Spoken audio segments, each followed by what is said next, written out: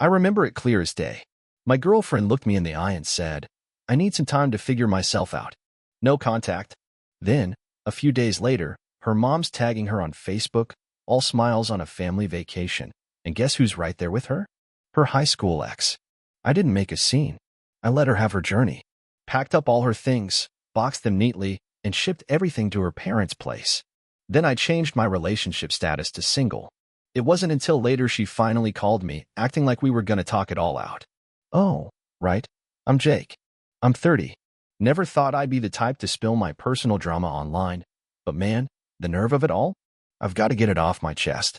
It was about 3 months ago when Tessa, she's 28, and we'd been together for 4 years, dropped the bomb. Just a regular Tuesday night.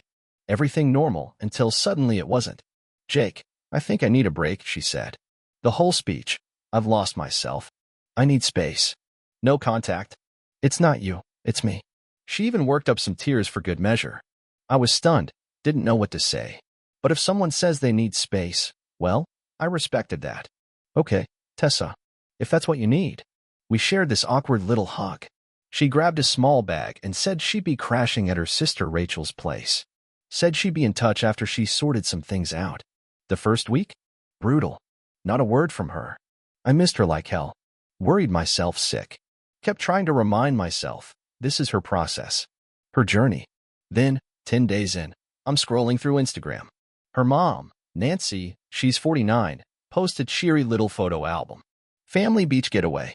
So glad a certain someone could make it. My stomach dropped. Slide 1. Nancy, her husband, their son, and Tessa, all beaming at the beach. Slide 2.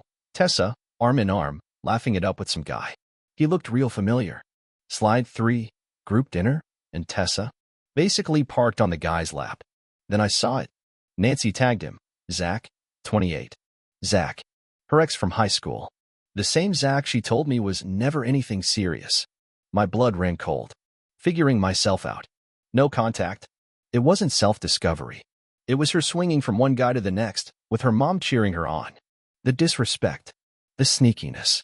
She couldn't even give me the decency of an honest goodbye. I didn't rage. Didn't blow up her phone. Didn't even message her. I just took screenshots. Every single one. Then I went to the spare room, what we used to call her overflow closet/art studio. Spent 3 solid days packing every last one of her things with care. Clothes. Shoes. Her little paintings. Books. Trinkets. Everything went into sturdy boxes. Bubble wrap. Packing tape. I even made an inventory list. Labeled every box. Took pictures of the contents before sealing them. Cost me around $300 to ship all 14 large boxes. Insured and tracked. Addressed to Nancy and Tessa's dad at their home. Once tracking confirmed delivery, I got on Facebook, changed my status to single. And blocked Tessa. Blocked Nancy. Blocked Zach. Deleted her number. Wiped our photos from my phone. Kept a few on a private drive, just in case. It was clean. Methodical. And for about 4 weeks, I had peace. Glorious, uninterrupted silence. I hit the gym again. Caught up with some old friends. Threw myself into work. Then, last night, I get a call from an unknown number. "Hello," I said. "Jake? It's me. Tessa." Her voice was soft, like she was testing the waters. "Hey," I replied, calm as ever. "What can I do for you?" I think I'm ready to talk now," she said. "I've been thinking a lot. I want to figure things out. With us." I paused. Let the silence linger. "Tessa," I said evenly. "There is no us to figure out. Now, I saw a lot of folks online wondering what happened next. So here it is." She went quiet for a while after I said that. I could practically hear the gears turning. "What? Jake, what are you talking about?" I said I needed a break, not that we were over. "You said no contact so you could figure things out," I told her. I respected that. Turns out, I figured a few things out too. "Like what?" she snapped. "That you can't live without me?" I gave a little chuckle. The nerve. "No, Tessa. I figured out I don't want to be with someone who lies so they can sneak off on vacation with their old boyfriend." Dead silence. "Wait, how did you even know about that?" she finally asked. "Your mom tagged Zach in the vacation photos," I said. Publicly. "Oh my God. That was, my mom's just clueless with social media." "Clueless? Or helping you out?" I asked. Either way, the message was pretty clear. You wanted to test things with Zach while keeping me waiting in the background. No, it wasn't like that, she said quickly. Zach was just there. It was a family thing. He's friends with my brother. It just happened. Things don't just happen, Tessa, I told her. You made choices. You lied. You left. You cozied up with him. You weren't confused. You were deciding. But it was part of my journey, she whined, her voice rising like a kid caught red-handed. And I respected your journey, I said. So much that I helped you move on to the next part. What does that even mean, she asked. It means all your stuff was shipped to your parents' house, I said. Tracking showed it arrived about 4 weeks ago. Your dad signed for it. I have the confirmation right here. You could have heard a pin drop. You what? She whispered. Packed everything, I said. And sent it your way. Figured since you were on a journey, you wouldn't want old attachments weighing you down. You did what? She cried. My art supplies? My vintage jacket? My grandmother's earrings? You can't just. Actually, I can, I cut in. And I did. Everything's there. I included a full inventory for each box. Your grandmother's earrings? Box 7. Bubble wrapped. Petty. I said. Maybe. But man, it felt good. Jake, this is insane. You're being spiteful. I was coming back. We were going to work through this. Work through what, Tessa? I asked. The part where you went off with another guy and expected me to just wait around? Zach and I weren't together like that. It was complicated. Well, I said. It's not complicated anymore. It's over. Just to be clear, relationship status, single. Then came the tears. Who knows if they were real or just frustrated drama? But my stuff, the fragile things. What if they got damaged? She whimpered. We packed it better than you ever did, I told her. It was all insured. But at this point, Tessa, that's your problem now. You're such an asshole. After everything. For years of my life. And I gave you 3 years too, I said. Difference is, I didn't end ours by sneaking off with an ex. Then I heard a new voice jump in. Jake, this is Nancy. What in God's name do you think you're doing to my daughter? Ah, the enabler herself. Nancy, I said, keeping my tone steady. With all due respect, this is between Tessa and me. Or rather, it was. That chapter's closed now. You can't just throw her stuff out like that. She's devastated. That trip was a misunderstanding, she added. Zach's just a family friend. A family friend she was practically straddling in the photos you posted. Nancy? The ones on Facebook. Well, I never, she gasped. Oh, you twisted everything, she said. Tessa was in a vulnerable place. She needed comfort. And she told me she needed space, I said. No contact. If she found that comfort in Zach's arms, that was her call. Ending the relationship was mine. Then came the dramatics. Mommy, he sent all my designer bags. What if the courier stole them? Tessa was in full meltdown mode. Nancy snapped, apologize and fix this, Jake. She was willing to give you another chance. Another chance? She was giving me another chance? I said, almost laughing. Hey Nancy, there's nothing to fix. Tessa made her choices. I made mine. The only thing left for her to do is unpack. Maybe start with the emotional baggage. Oh, wait, I didn't pack that one. You're a cruel, heartless young man, Nancy hissed. After all we've done for you. I appreciate the past hospitality, I said, which is exactly why I sent Tessa's things to your hospitable home. And with that, I hung up, blocked the number. Felt great, honestly, even if it was draining. The sheer audacity of them was exhausting. And yeah, I had a feeling it wasn't over. Update. It's Jake again. You were right, definitely not over. It's wild how people can cheat on you and still act shocked you don't want them anymore. About a week after Nancy's call, I get home late from work. Around 10 p.m., tired, hungry. I park and look up, and guess who's sitting on the stairs outside my apartment? Tessa. And right below her, like a smug gargoyle? Nancy. I just stopped at the bottom of the stairs. I mean, really? The vibe? Full-on ambush. Tessa's eyes were red, like she'd been crying, but also had that look of stubborn resolve. Jake, we need to talk, she said. Properly. Face to face. Not over the phone where you can hide like a coward. Nancy chimed in. Your behavior has been appalling, Jake. I kept my voice low. No need to involve the neighbors. Not sure what there is to talk about, I said. I was clear.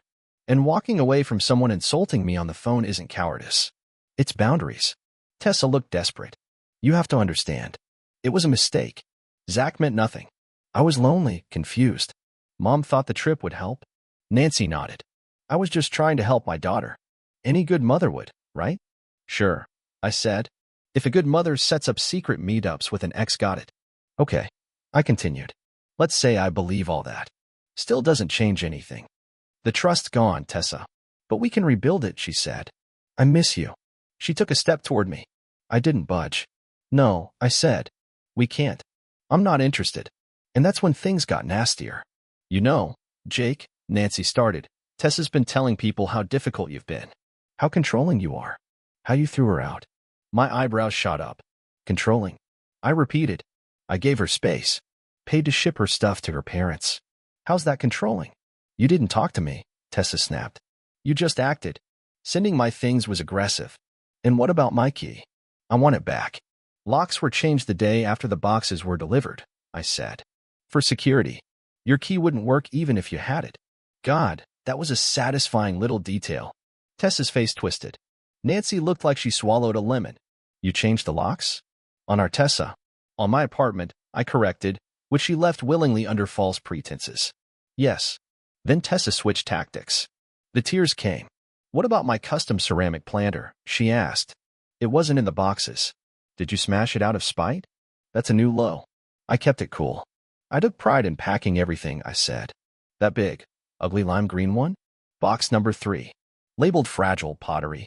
Wrapped in 10 layers of bubble wrap because, honestly, it's hideous. She blinked. Oh, well, I haven't unpacked everything yet. Nancy snapped. Don't you dare speak to my daughter that way about her art. I'm just stating facts, I replied. Now, if you'll excuse me. I moved a step past them, but Tessa grabbed my arm. No, Jake, please, she begged. Zach's a loser. He still lives in his parents' basement. I was out of my mind. I want you. Ah, there it was. The truth. Zach wasn't the fantasy she hoped. I gently pulled my arm free. Tessa, I said, choices have consequences. You chose to lie, to leave, to disrespect me. The consequence is that I don't want you anymore. Zach's living situation doesn't matter to me, but it is your problem now. Then Nancy stepped up again. We have mutual friends, she said. Would be a shame if they heard how cruel you were to Tessa after just one lapse in judgment. A veiled threat. Real classy. Nancy, I said, if either of you tries to smear me, I've got receipts. Screenshots of the beach trip. Shipping receipts. Inventory lists. Photos of every box. And I started recording calls the minute this circus began. Their faces dropped. Tessa turned pale. Nancy's jaw clenched. You wouldn't dare. Try me, I said. I'm not looking for drama, but I will protect myself. You created this mess, I added. Now I'm going inside. You've got 5 minutes to leave or I'm calling security. Cops after that if needed. I walked up, unlocked my door, stepped in, shut it behind me, and locked it. Then I leaned against it for a second, heart racing a little, but not shaking. I waited, heard the footsteps finally leave. Then the building's front door clicked shut. Gone. For now. The gall to try and spin this like I was the bad guy. The nerve to think I'd just fall apart. I poured myself a whiskey. Not exactly the quiet closure I imagined, but every one of these insane encounters only confirms I made the right call. Keeping records? Smartest thing I've done. Now I wait. Morbidly curious what their next genius move will be. Update. Okay, folks, hopefully this is the final chapter of the Tessa and Nancy saga. If not, I may need to invest in a cabin off the grid. After that surprise ambush outside my apartment, I got about 10 blessed days of peace. No calls. No drama. I started to think maybe, just maybe, they finally got the message. Well, silly me for thinking it was over. The next move? An email. Looked official. A scanned letter from a lawyer. My stomach did a flip. Tessa was seeking $6,500 in emotional distress, displacement, and loss of shared assets, all because of my so-called precipitous and unwarranted termination of a long-term cohabiting relationship. Oh, and let's not forget, misappropriation of valuable personal items. I laughed. Out loud. For a solid minute. Valuable personal items? After how carefully I packed every single thing. Yeah, okay. Luckily, I had a lawyer guy helped me with a lease once. Super laid back, didn't charge much.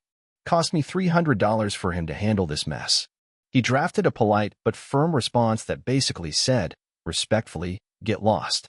The letter broke everything down. Tessa left voluntarily. Asked for no contact. We had documented evidence, including Nancy's vacation pics with Zach, showing the whole thing was planned. Courier receipts? Signed delivery confirmation? Yep. Inventory lists and photos of every box? All included. My lawyer also made it clear that any more harassment or attempts at extortion would result in a countersuit for harassment and defamation. He pointed out the obvious too. We weren't married. Had no shared accounts. Lease was in my name only. So her shared assets claim? Completely baseless. Send it off. And then silence. Absolute, beautiful silence. One last update. About a week later, I heard from a neutral mutual acquaintance, someone quietly on my side. They'd heard what happened on Tessa's end. Apparently, she had a full-blown meltdown after getting my lawyer's letter. Nancy? Livid. Couldn't believe her little legal stunt backfired. Zach, on the other hand, suddenly realized Tessa came with a whole lot of drama and potential court costs. He told her he wasn't ready for all this baggage and wished her well. Oh, the irony. So now Tessa's back at her parents' place. Single again. Sitting in a house full of sealed boxes. Reportedly furious that I ruined her life. Miserable. Nancy's blaming me for driving Zach away and traumatizing her daughter. Zero self-awareness. Truly mind-blowing. Best part? That same acquaintance said Nancy tried to turn mutual friends against me, but it didn't work.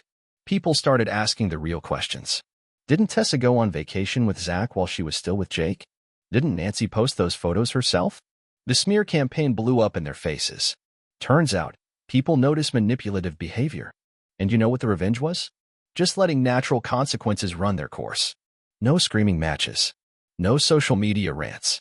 I stayed calm. Did only what was necessary. Closed every door quietly, but firmly. They brought drama. I brought facts. Facts 1. Do I feel a little satisfaction knowing Tessa's grand plan crumbled, and she's left with nothing but boxes and a life lesson? Sure. I'm human.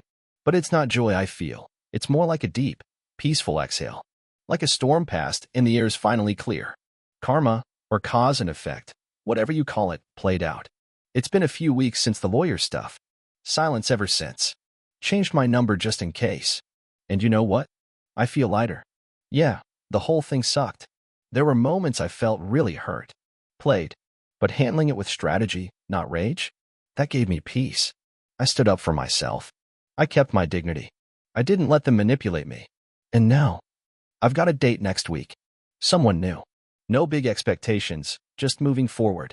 My apartment feels like it's really mine now. Life's good. To anyone out there dealing with betrayal wrapped in entitlement, stay calm. Document everything. Draw your lines and stick to them. Sometimes the best revenge is simply removing yourself and letting their chaos do the rest. Thanks for sticking around and listening to my story. And if you haven't already, be sure to subscribe and click the bell so you don't miss more true life stories just like this one.